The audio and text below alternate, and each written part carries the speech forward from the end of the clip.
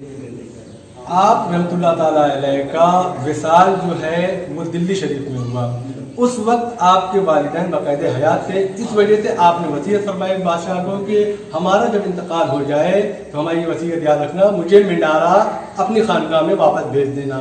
بادشاہ نے اصرار کیا کہ نہیں, آپ کو یہیں آرام کرنا چاہیے. آپ نے اپنی زندگی کے 20 سال یہاں گزارے, کہا ہمارے والدین حیات میں ہیں لہذا ہمیں واپس بھیج دیا جائے. چنانچہ آپ بادشاہ جو تھا فاروق سیر, اس نے انتظام کیا. انتظام کرنے کے بعد تقریباً 40 سے 50 مریدین آپ کے, 4 سے 5 خلفاء آپ کے لاشیں مبارکہ کو لے کر کے وہاں سے روانہ ہوئے. تقریباً 3 مہینے کی مدت میں وہ منارہ شریف آئے.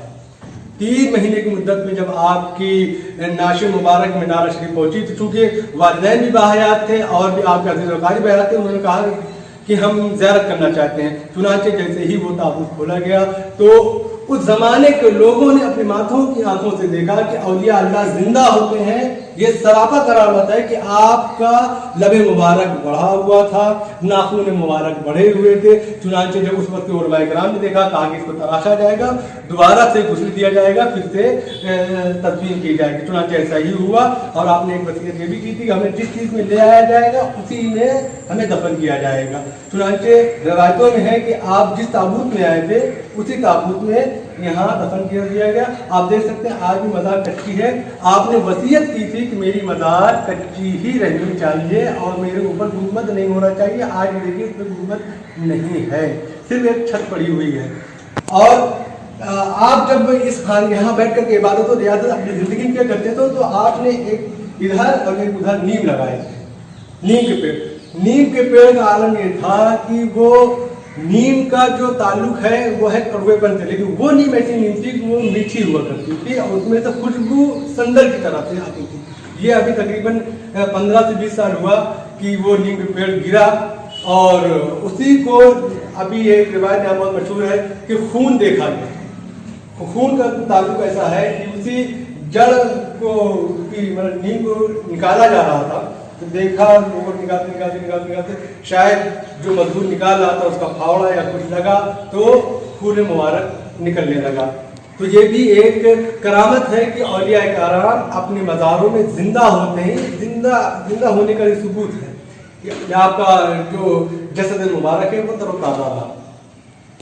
اس کے علاوہ اس کے بعد پھر آپ کا وصال آیا.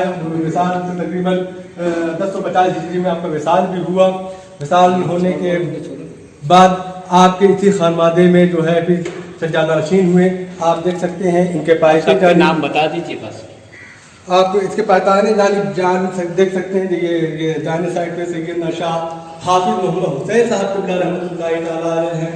یہ حضرت سیدنا شاہ قاضی القضاء سیدنا شاہ مولانا عبدالکریم بخاری رحمۃ اللہ تعالیٰ علیہ کی مزار مبارک ہے. وہ سیدنا شاہ حافظ محمد حسین صاحب قبلہ بخاری مناروی رحمۃ اللہ علیہ کی مزار ہے. اسی کے بعد انہی کے سمجھ لیجیے کہ سجادہ نشین اور خلف اکبر ہے سب. یہ انہی کے کوئی لڑکا ہے کوئی پوتا ہے. یہ ہے سیدنا شاہ احمد حسین صاحب قبلہ بخاری رحمۃ اللہ تعالیٰ جو کہ حافظ صاحب قبلہ رحمۃ اللہ تعالیٰ علیہ کے لخت جگر ہیں, لڑکے ہیں. یہ ہے سیدنا شاہ عبد المجید صاحب قبلہ بخاری رحمۃ اللہ تعالیٰ علیہ, یہ ان کے لڑکے ہیں. اور یہ 3 بھائی تھے, ان کا مزار الگ ہے. ان کے لڑکے ہیں وہ سیدنا شاہ مسکین صاحب قبلہ بخاری رحمۃ اللہ تعالیٰ علیہ. اور ادھر دیکھیں گے تو وہاں 2 مزار سیدنا شاہ عبد الکریم بخاری رحمۃ اللہ تعالیٰ علیہ کی. ایک ہے سیدنا شاہ عبد الرؤف اس کو کٹو میاں رحمۃ اللہ تعالیٰ علیہ. بیچ والی مزار سیدنا شاہ عبد العلیم میاں صاحب رحمۃ اللہ تعالیٰ علیہ. اور یہ ہے حضرت سیدنا شاہ حافظ و حسین اور سیدنا شاہ عبد الکریم کے خادم خاص منا میاں بنارسی رحمۃ اللہ تعالیٰ علیہ کے نام سے جانتے ہیں, جو کہ بنارس کے رہنے والے تھے. آپ کی محبت میں اپنا انہوں نے وطن چھوڑ دیا تھا. غیر مسلم تھے, آپ کی عقیدت میں اسلام کو قبول کیا اور آپ کی غلامی کا پٹا اپنے گھروں میں ڈالا. سیدنا شاہ عبد العلیم کے صاحبزادے سیدنا شاہ امیر الاولیاء امیر اللہ بخاری رحمۃ اللہ تعالیٰ علیہ. اور یہ ہے سیدنا شاہ عبد الحمید صاحب بخاری رحمۃ اللہ علیہ, جو کہ مسکین کے بھائی اور عبد المجید صاحب بخاری رحمۃ اللہ تعالیٰ علیہ کے لڑکی ہیں, صاحبزادے ہیں. یہ 2 جو مزار دیکھ رہے ہیں یہ سیدنا شاہ محمد صادق بخاری رحمۃ اللہ تعالیٰ علیہ کی مزار مبارک ہے. آپ نے وصیت کی تھی کہ ہم کو अब हमारे वालिद से पाइते एकदम पाइते जाने दफन करिएगा तो सैयदना शाह अब्दुल हकीम बुखारी रहमतुल्लाह तआला अलैह के साहबजादे की मज़ार है इधर है।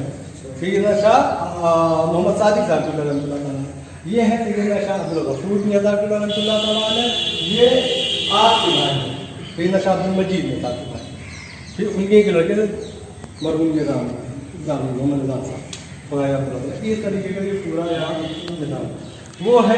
एक 25 मज़ार है, ये भी आप हाफिज़ अहमद साहब की खानवाने के बहुत ही ख़ानदान से भी थे और अक़ीदत मोहब्बत भी बहुत रखते थे, खिलाफत भी उनको थी। उनका नाम है शाह अब्दुल सऊद साहब, शाह अब्दुल सऊद साहब के वाले की वो मज़ार है। इस तरीके से यहाँ पर तकरीबन बहुत सारे औलिया इकराम आराम फरमा रहे हैं। और एक बड़ी मोटी एक बात बताऊँ कि जितने भी बुजुर्गानीन हैं सब ने ये जो अहाता है सब ने ये वसीयत की है कि आप लोग यहाँ ये ना देखिएगा कि यहाँ से ये आस्थाना है, बल्कि आप ये हमेशा ये याद रखिएगा इस पूरे इहाते में 600 जलीलुल कद्र औलिया अल्लाह आराम फरमा रहे हैं। इस यही वजह थी कि सैयदना ये तो बात थी, लेकिन सैयदना शाह अब्दुल हकीम साहब बुखारी रहमतुल्लाह अलैह ने अपनी खानकाह के लिए जगह इसीलिए चुना, यहाँ 600 औलिया अल्लाह आराम फरमा रहे हैं, जो कि बज़ाहिर दिखते नहीं हैं, लेकिन जितने भी जीलन बादा जीलन लोग आते गए सब बताते गए। ये हमारे दादा जी है। और जिस तरीके से दादाजी का नाम भी बता दीजिए, दादाजी का नाम भी बता दीजिए। ये हमारे दादा सैयदना शाह अमीरुल औलिया अमीरुल्लाह बुखारी रहमतुल्लाह तआला अलैह, ये हमारे नाना की मज़ार है सैयदना शाह अब्दुल हमीद बुखारी रहमतुल्लाह तआला अलैह। अब ये जो सिस्टम चला रही है, ये नाना ये दादा, ये नाना ये दादा, ये नाना वो दादा, ये ऐसे ही चला जाएगा। अच्छा अच्छा, एक नाना एक नाना एक नाना एक दादा एक नाना एक दादा। चलिए बहुत बहुत शुक्रिया, आपने अपना कीमती वक्त दिया। बहुत और ये आपका जो पैगाम है उसको इंशाल्लाह हम पूरी दुनिया में पहुंचाने की कोशिश करेंगे। और अभी तो ये हमने कट शॉट बनाया, इसका पार्ट 1 पार्ट 2 पार्ट 3 और फिर हम आएंगे और एक एक मज़ार के बारे में और पूरा डिटेल के अब लेंगे आपसे। तो बहुत बहुत शुक्रिया। और आप जो लोग यहाँ पर मेरे साथ मौजूद हैं, आपने भी जो मज़ार की बुखारी साहब की ज़ियारत की, आप अगर यहाँ नहीं आ सकते हैं तो आप वहीं से दुआएं मांग लीजिए।